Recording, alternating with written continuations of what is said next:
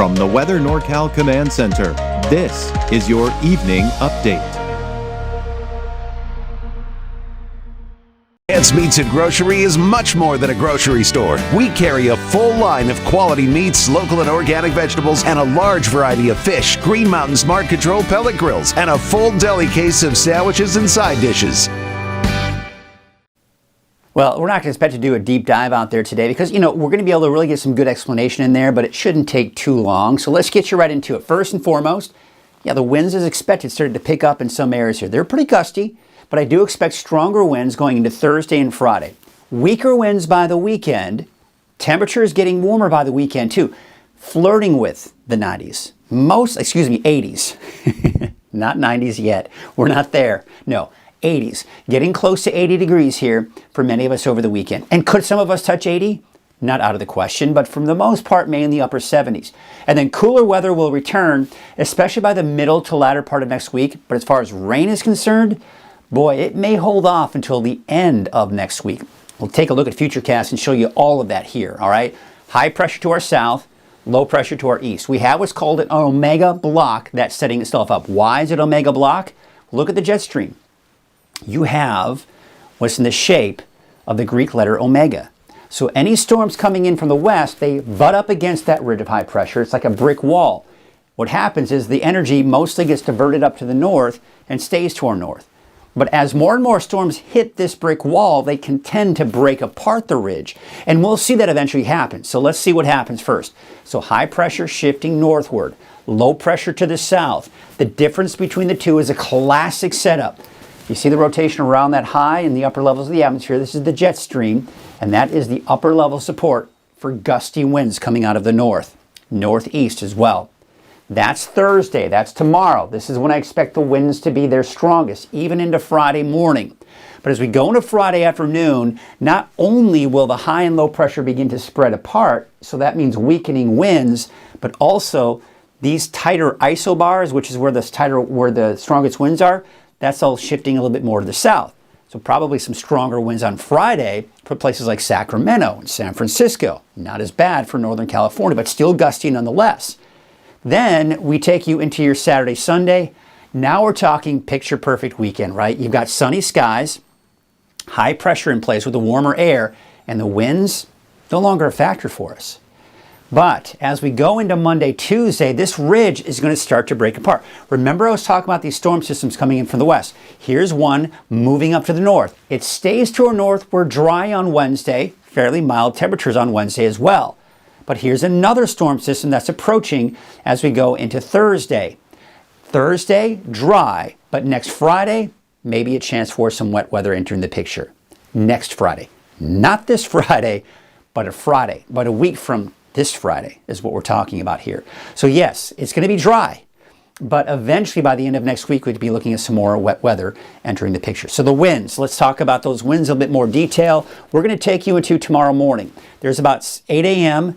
Now I want you to focus on three main areas where I expect the strongest winds during this entire wind event.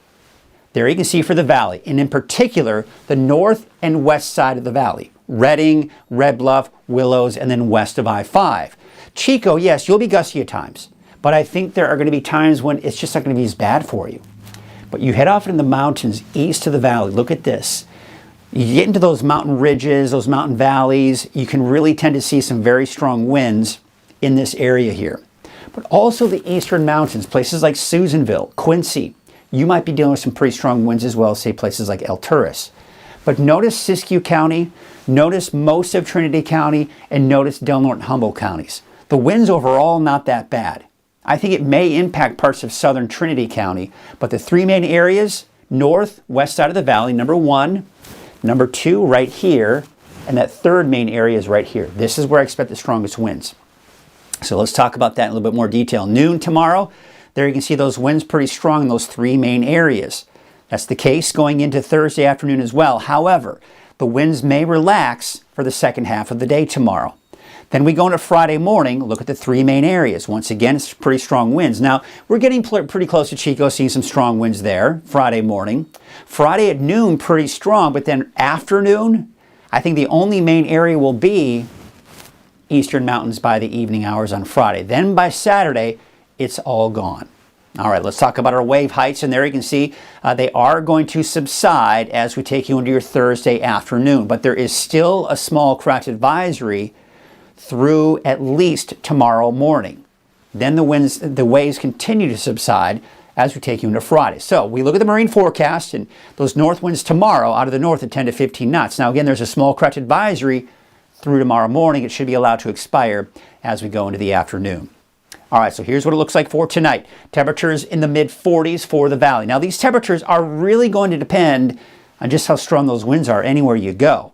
So really keeping those temperatures fairly mild, especially in the valley. Now, looks like it's going to be pretty cold, though, in the mountains where we could see some calmer winds overnight and into early tomorrow morning. Here's your Trinity County neighborhood forecast. Temperatures low 60s for your daytime high, 61 for Lewiston, 55 for Trinity Center and High-and-Palm, about 64 degrees. And we take you to the south for the North Coast, and there you can see about 68 degrees for Rio Dell, 69 in Blue Lake. In Eureka, a high of about 62 degrees. Up north, Trinity Smith River, that is, 67, 65 degrees in Trinidad, and Hoopa, a high of about 67 degrees. Your Siskiyou County neighborhood forecast out in Etna, in Scott Valley, how about 53, 55 degrees for Fort Jones, and McDowell, a high of about 49.